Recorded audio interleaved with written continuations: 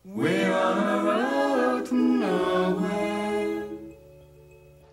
Hi guys! So katatapos lang ng ToyCon 2025 sa SMX Convention itong nakaraang weekend, Friday to Sunday, this June 13 to 15. Daming tao. Grabe, napakaraming tao. So maraming salamat po sa mga dumaan sa Artist Alley and took a look at our pieces, yung mga bumili, lalo mga bumili. Maraming salamat po for buying our creations. And siyempre, bilang mga toy creators, kami rin ay toy collectors din. So, may mga budol moments kami doon. Pero, ang maganda kasi dito, pag towards the end of the event, nag-swap din kami ng mga toys namin. And that's what happened. And yun yung i-share ko sa inyo ngayon. Pero, kumbaga, ito yung aking ToyCon haul. ToyCon haul. Ayan. Pero, it's been good. The first day was really good. Almost naubos yung aking Lil Zard, Zard of the Orient, yung limited 5 pieces na Manila colorway ni Lil Zard. So sold out ako doon. And then by day 2, I think ubos na yung series 2 ng aking Gang of One.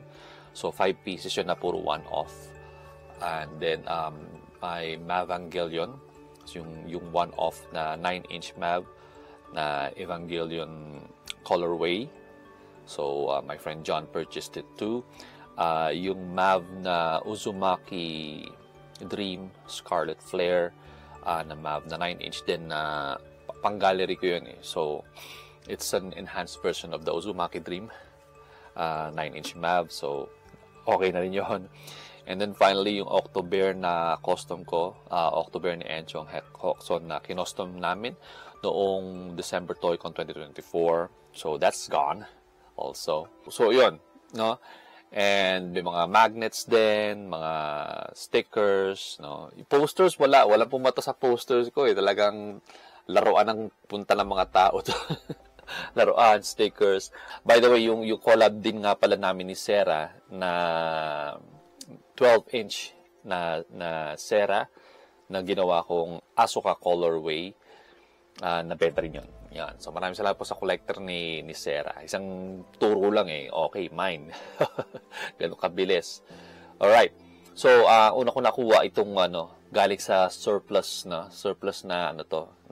Evangelion Unit 2. Siyempre, favorite natin si Asuka. Malaki siya no? Nakabuka ka lang, pero matangkad tong figure na to. Wala lang siyang base, no? Walang base, kaya nakuha siyang mura. And meron din siyang damage, which I can repair naman. Ay, meron pang masking tape pala to. So, yung isang yung isang ganito niya sa tuhod, yan, wala, putol. So, i-repair ko lang kasi balak ko rin i-repaint ko para mabigyan siya ng fresh look. So, syempre, ito yung unit ni Asuka. Hindi pa ako nakapag-paint ng ganitong figure. Ano ba to?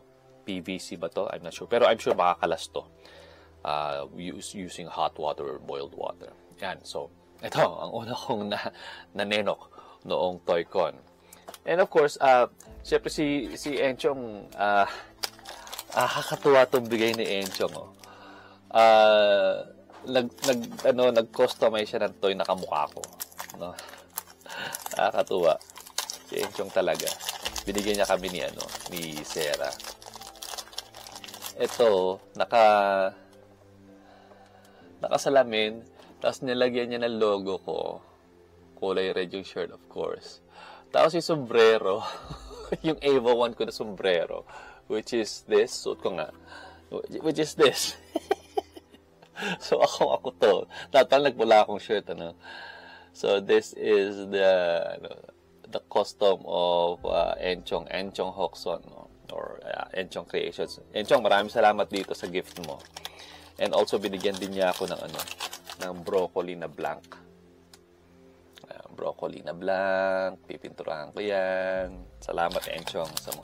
Also, Yung nga nabagi ko uso yung mga trade doon. So nag-trade kami. Hindi ko pa nabibigyan ng ng print copy ng art ko si Enchong. Pero tuwa kasi ako. Meron na rin siya ngayong yung anak ng tokwa na crochet. Ayan o. Tapos meron na siya broccoli. So ito bago lang to. Ayan o. Cute, diba? Ganda. So, papalda ko ng art print. Tsaka, maybe more. Bigyan ko pa siya ng sticker pack. Enchong, maraming salamat dito. Yan. Tapos, so, nakapag-trade ako ng mga toys din sa mga kapwa ko artist. Buti may mga pumayag naman nakapag-trade sa akin. So, isang Zard ko, pinalit ko sa mga kaibigan natin. One of our close friends sa art toy community, Mad Monkey, si Ivan, tsaka si Alexis. Shoutout sa inyo, guys. So, tinrade ko dito sa POT. Na maliit na version, no? Chibi version ng POT. Ang cute. So, pilit ko dito yung 3-inch na MAV ko. Galing, ano? So, guys, nangyayari talaga yun na nagtitrade ang mga artists. So, dalawa na ang Mad Monkey ko. Yay! See? These guys are awesome. Nakipag-trade din ako kay Don Delfino. Raita Studio o Raita Arts ang kanyang artist name. Yan ang kanyang box. Walang information about the character.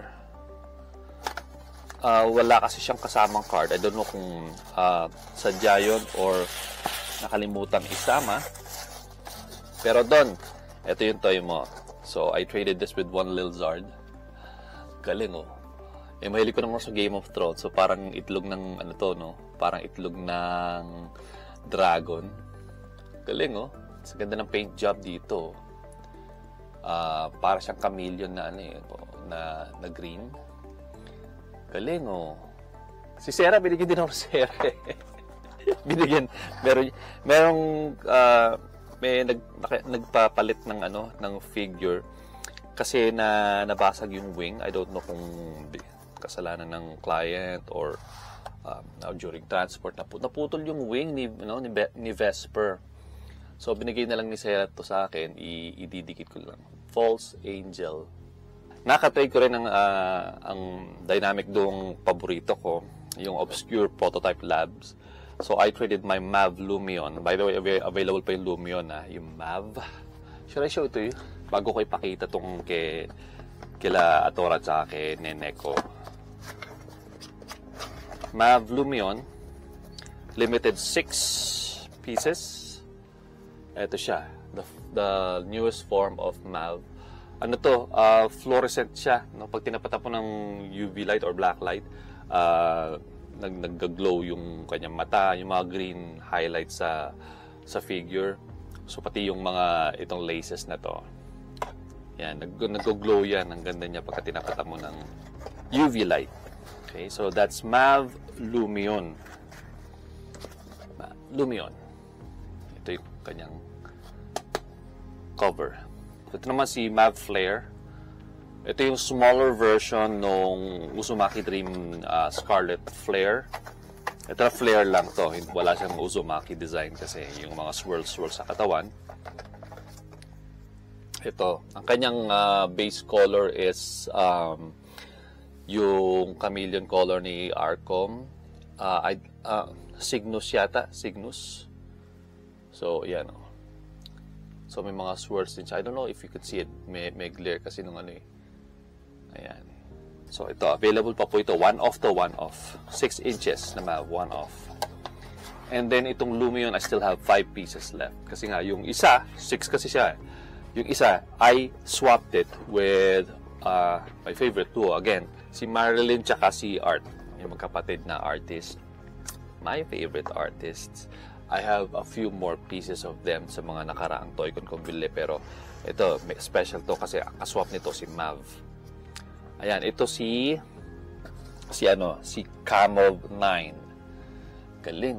Dami niyang detalye, oh. So, nakikit bash sila Art.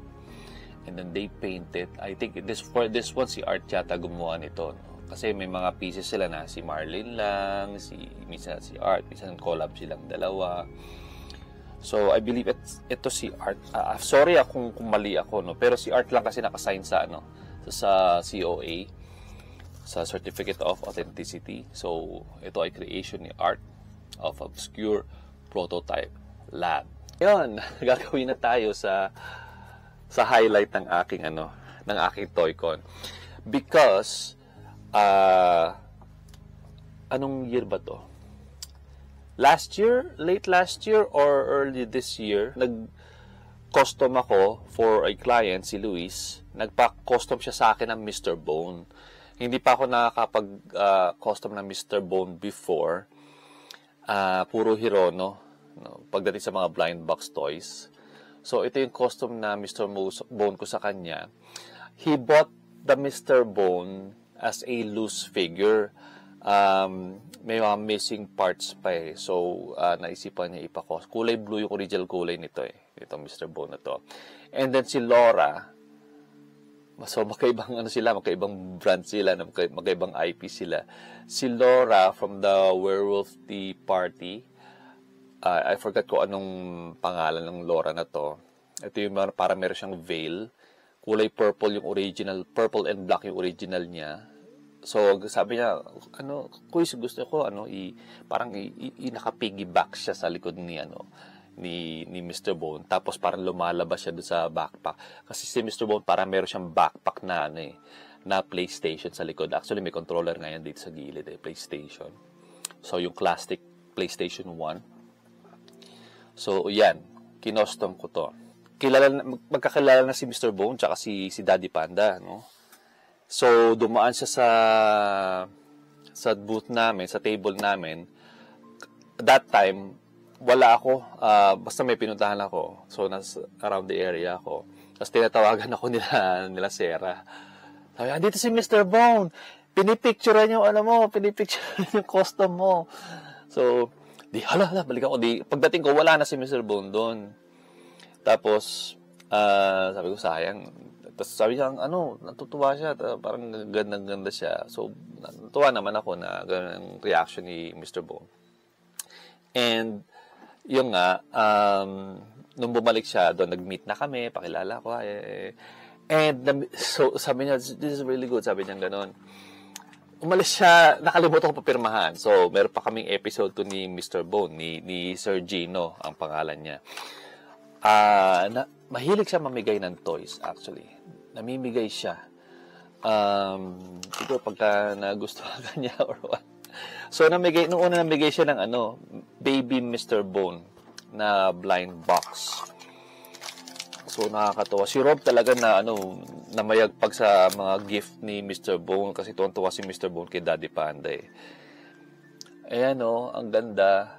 Baby Mr. Bone. Hindi ko lang na meron palang ganito. Kaya bumili ako ng ganito para sa mga anak ko rin. And then, I think nung third day or second day, pinapirmahan ko tong Mr. Bone. And, siyempre, pinupunta ko siya sa booth nila. Yung nag-invite kay Mr. Bone is yung distributor dito sa Pilipinas, sila Kyle. And so, nakita ko yung mga figures na binibenta na from the company that bought Mr. Bone. Mr. Bone is not Pop Mart, it's not 52 Toys, it's not Toy City. So, meron silang mga blind box, new characters. So, meron si Mr. Bone, meron Yandere Girls, and then this one, si Casa. So, at 600 pesos, pag hinawakan mo, ang bigat niya talaga. And makikita mo ang gaganda ng mga ng mga figures niya. Ayan May pagka Skull Panda yung theme, yung dating. Parang ganun, very artsy yung and I think may mga pinagkuhaan din ng mga movie or pop culture influences itong mga design nila. So, I will show you. So, natuwa ako. Medyo napakarami ako ng bili. Pero it's worth it. It's only 600. I don't know kung after Toy-Con is ganun pa rin. Ito yung isa sa mga una ko na nabili. Ito naman, parang si Harley Quinn ang inspiration for this piece.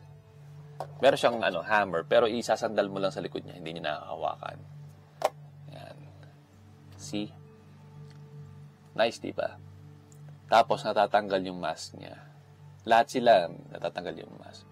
And then umiiyak siya. Bakit siya malungkot?